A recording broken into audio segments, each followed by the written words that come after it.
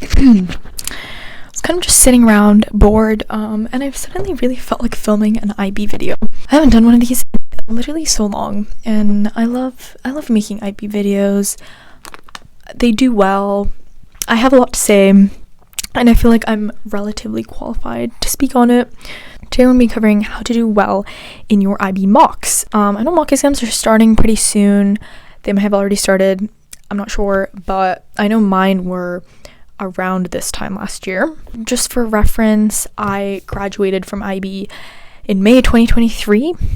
So last year I got a 43.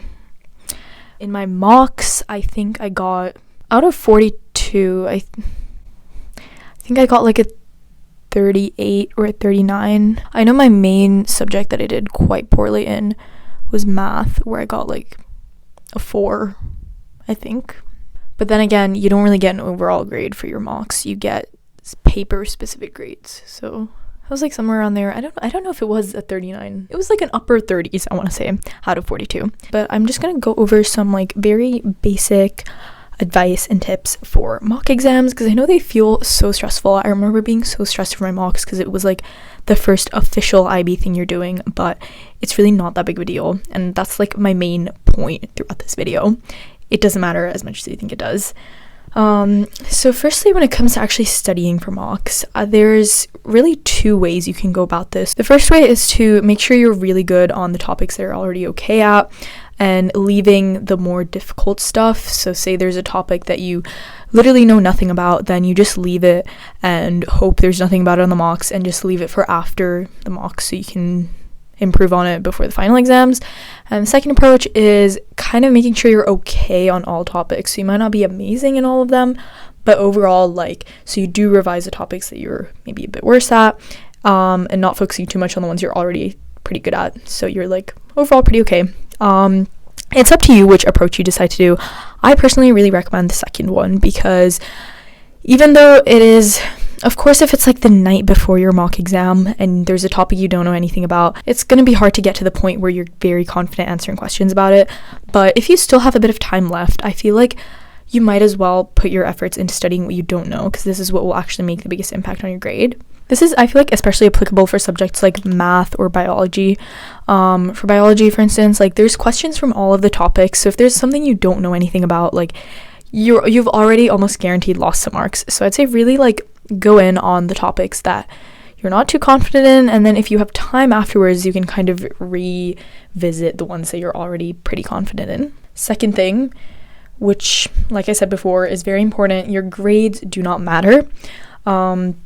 Unless you're using them for some kind of like, if it goes on your school's transcript or you're using them for your university applications, in kind of like irregular situations, or like it depends a lot on how your school does transcripts as well. But in general, the grades you get on these don't actually matter. I remember being told that after mocks, they would, like, the teachers would make another predicted grade, and that is a grade that they would send to the IB. And then if you score 2 grades or more below that, then the IB will like automatically remark your papers. I don't know if this was true or if this was just something that I was told, but this is what my teachers told me, so I would say it's pretty accurate. That's one way in which it was used, but again, like, this is more to help you, like it won't really disadvantage you. But apart from that, the grade itself is like very much just an indicator of where you are right now, so take it as that rather than a reflection of what your final grade will be. So for example, I got a 3 on my paper 3 for math.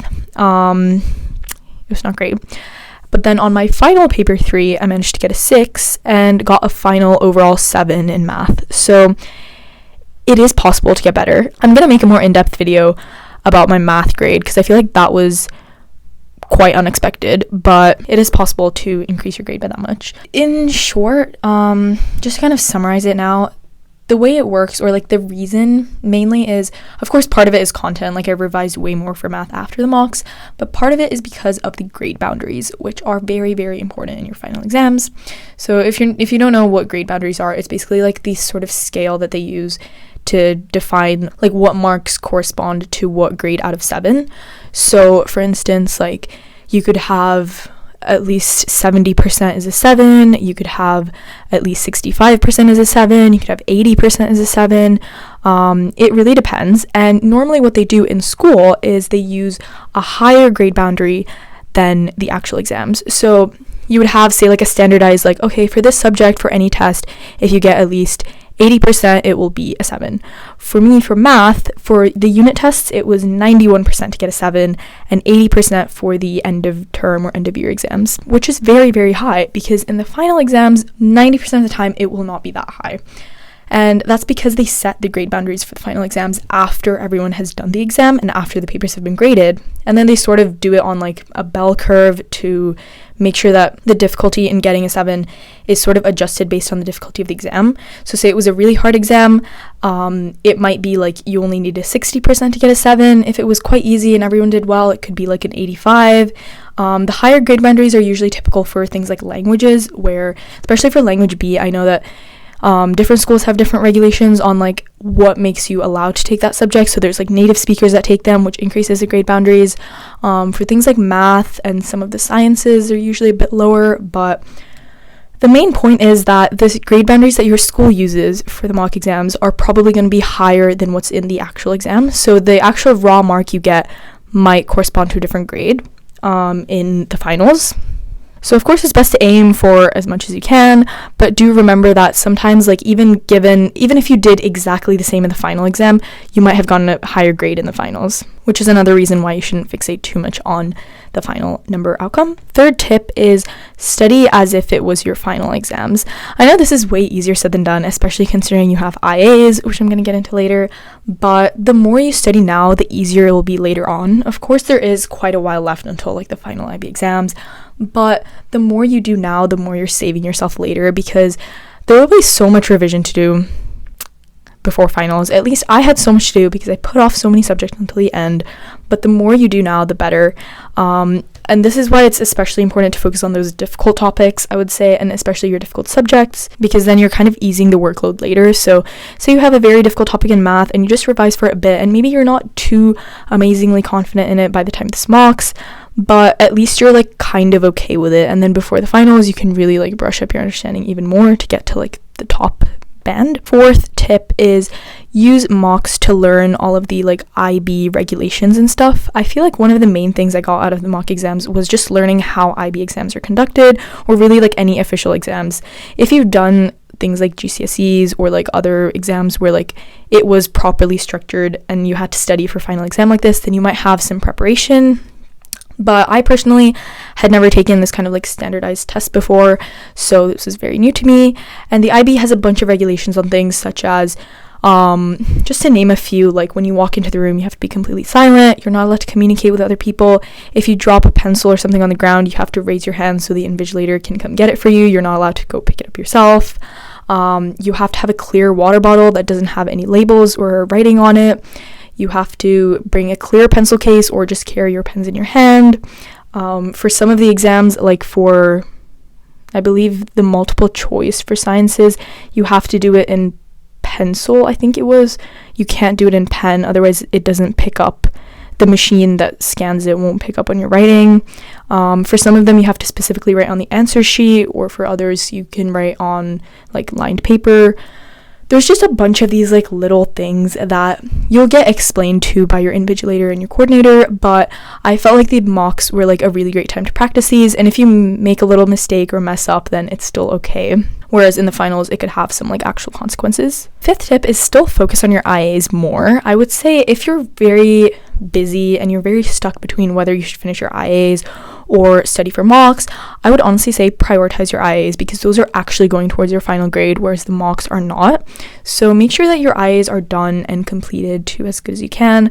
Of course, don't be too much of a perfectionist, and just remember that it is only like 20% of your grade overall, so it's not really the end of the world, but make sure those are good and those are done before you go into mocks revision. And last tip is just don't stress too much. Mock exams are really just an opportunity to learn, as people always say, but it is true. It doesn't really matter as much as you think it does. If you do manage to get high grades, then it's a nice confidence boost and you'll feel a bit more reassured before the finals.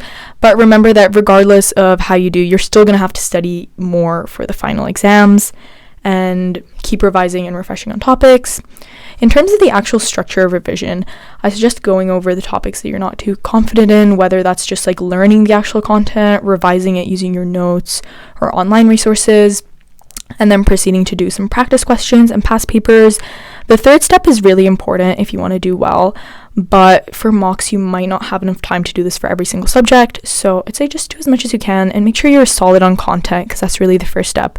And past papers, you can do more of those later if you want. That is it for my tips. That's like everything I can think of for now. Mocks are really not that deep. I don't really have any major advice for mocks. I feel like everything I've said is like pretty straightforward, but more just a reminder.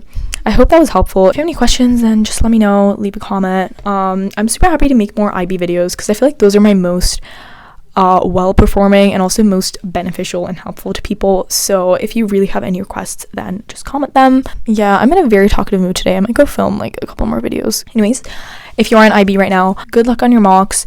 Don't stress too much over them because that's only going to make things worse, but just do as best as you can and know that no matter what, like, it'll be fine in the end. Yeah, like I said, leave a comment if you have any questions or video requests.